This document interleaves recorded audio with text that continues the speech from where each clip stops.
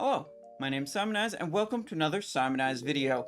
Phase 3 of Season of Discovery has been out for a while, and I've learned some weird stuff while playing all of this time that I'll share with you in this video. I've got some interesting farming strategies to share, some mobs you can attack that won't fight back, one more Phase 4 preparation farm, and an unassuming item that can actually allow you to climb infinitely high into the sky. Let's start in Burning Steppes with the orc mobs that don't attack back when you attack them. In the northwest corner of the zone, you can find the Altar of Storm, and these Blackrock Warlocks will just look at you and not do anything. You can kill them and even loot them. They appear to have a normal loot table for a level 56 to 57 humanoid, dropping a few silver, some rune cloth, and a low chance for greens, rares, or even possibly world drop epics.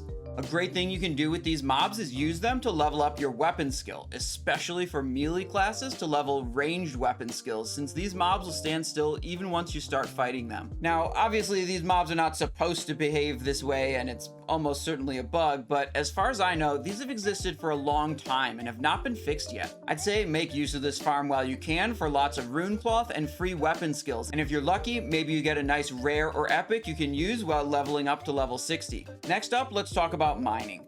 I've got a useful tip to help improve your mining efficiency. With an add-on like Gathermate, you can see the locations where rich thorium vein could spawn on your map, and don't worry, that's not the tip, we're getting to it. These spawn locations are linked together in groups, or what I like to call them clusters. Among all the possible spawn locations in a cluster, only one vein can be up at a time, and once it's fully mined, another vein will spawn from that same cluster in as little as 2 minutes or a maximum of 7 minutes. If you want a really low effort way to farm, you can chill out and camp one single cluster and check back every few minutes, mine a vein, and then not pay attention for a few minutes again. If you want a bit more involved method, you can travel between 2 or 3 clusters that are close to each other and try to mine 2 to 3 veins per cycle. With the knowledge of which veins are in which clusters, you know where to be looking for a vein before it even spawns, instead of wandering aimlessly around a zone. Determining which spawn locations belong to which cluster is basically trial and error. In a zone like Winter Spring, it's easy to look at the map and guess at the clusters and then verify by mining the areas.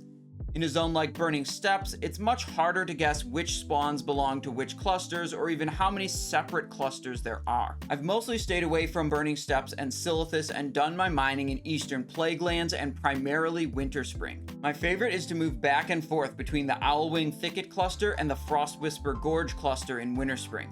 If all goes according to plan, that nets me about 2 rich thorium veins every 6 to 7 minutes. Another useful item for mining is the ornate spyglass, made by engineers but usable by anyone. This allows you to look far away and scout mining veins that are out of range of your track minerals ability. Oftentimes you'll be able to sit in the middle of a cluster and look at all the potential spawns using the spyglass without having to move until you actually see a vein, which is pretty nice. Now let's talk about my favorite thing in this list. Probably the most absurd and either the most broken thing or most useless thing depending on how you use it. The Pet Stone is an item that drops from the Giant, who can be found within the Feralus Nightmare incursion.